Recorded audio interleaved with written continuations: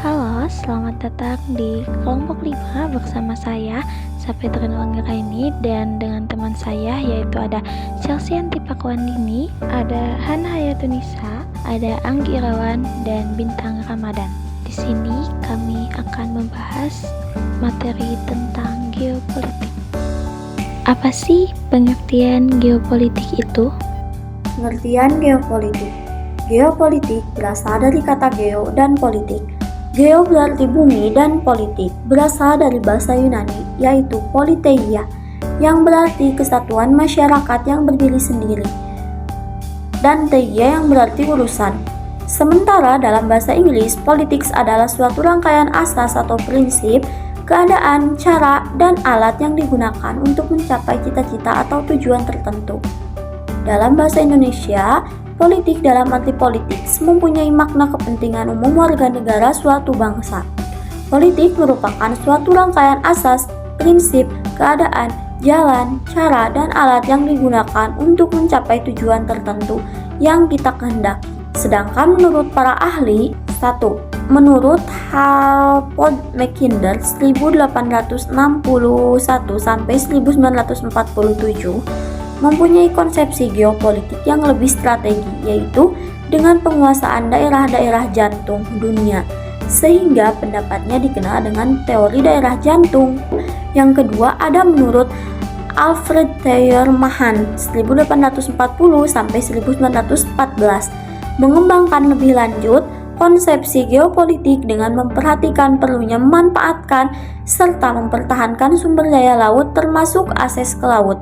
Muncul konsep wawasan bahari atau konsep kekuatan di laut. Barang siapa menguasai lautan akan menguasai kekayaan dunia.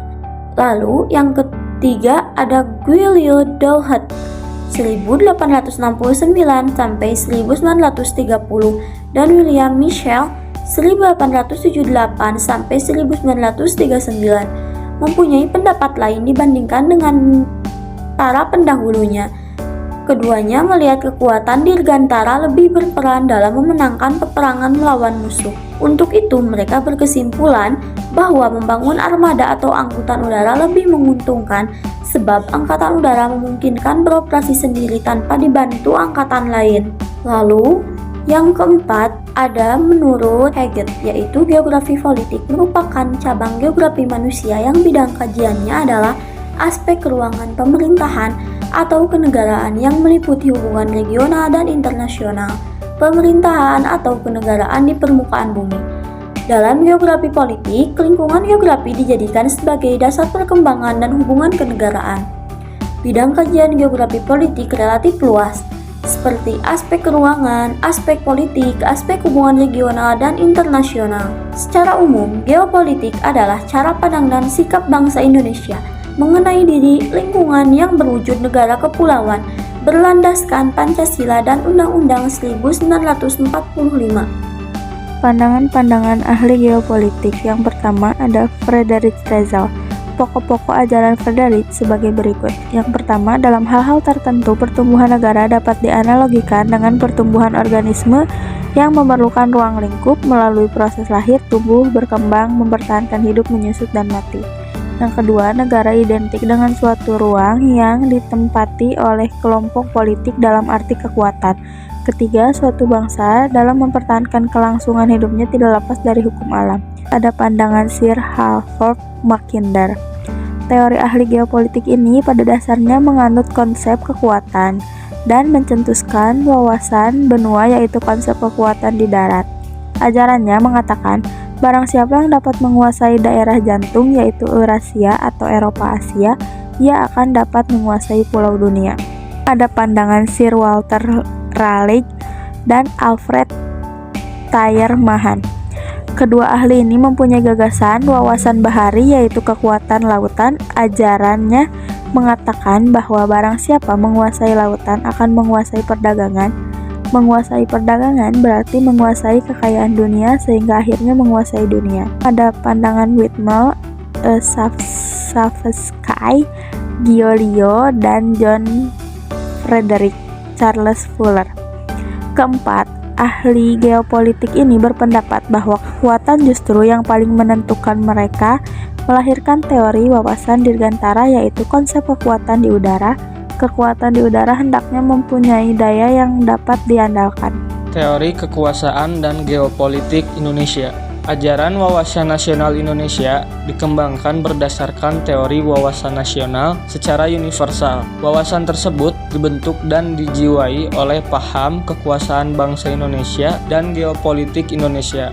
Yang satu, paham kekuasaan bangsa Indonesia menganut paham tentang perang dan damai, yaitu bangsa Indonesia cinta damai tetapi lebih cinta kemerdekaan dan kedaulatannya. Artinya bahwa hidup di antara sesama warga bangsa dan bersama bangsa lain di dunia merupakan kondisi yang terus-menerus perlu diupayakan. Sedangkan penggunaan kekuatan nasional dalam wujud perang hanyalah digunakan untuk mempertahankan kemerdekaan, kedaulatan, martabat bangsa, dan integritas nasional, serta dapat mungkin diusahakan agar wilayah nasional tidak menjadi ajang perang. Konsekuensinya, bangsa Indonesia harus merencanakan, mempersiapkan, dan mendayagunakan sumber daya nasional secara tepat dan terus-menerus sesuai dengan perkembangan zaman. Yang kedua, paham geopolitik Indonesia. Pemahaman tentang negara Indonesia menganut paham negara kepulauan,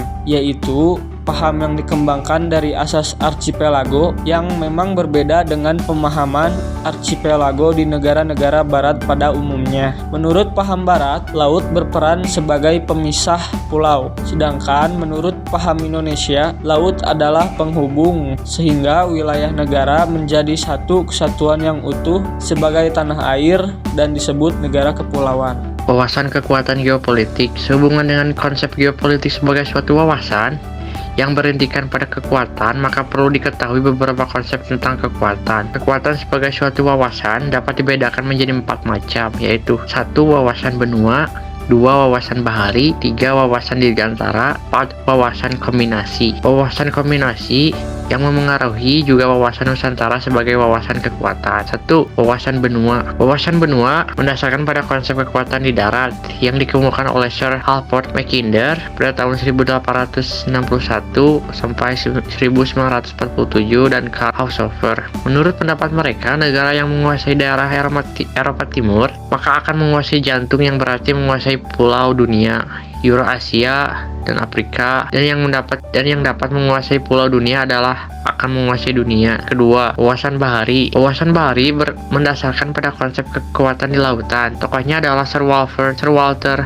Raleigh pada tahun 1554 sampai 1618 yang mencantumkan siapa yang menguasai lautan akan menguasai perdagangan, dan siapa yang menguasai perdagangan berarti akan menguasai dunia.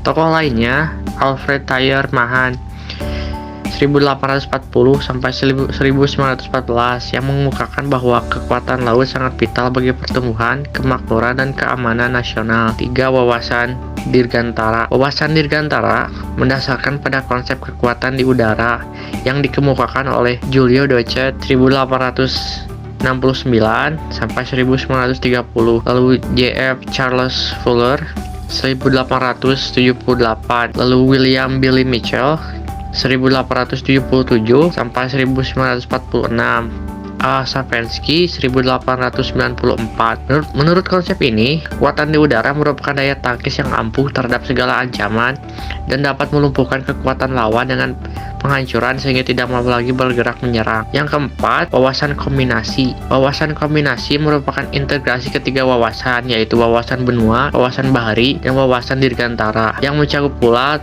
teori daerah batas, Rimland, dari Nicholas J. Speakman tahun 1893 sampai 1943. Teori Speakman inilah pada dasarnya yang melandasi wawasan kombinasi dan banyak memberikan inspirasi kepada negarawan, ahli-ahli geopolitik dan strategi untuk menyusun kekuatan negara dewasa ini. Baiklah, cukup sekian dari kelompok 5. Jika ada salah kata ataupun salah dalam materi, kami memohon maaf sebesar-besarnya. Thanks for watching and see you.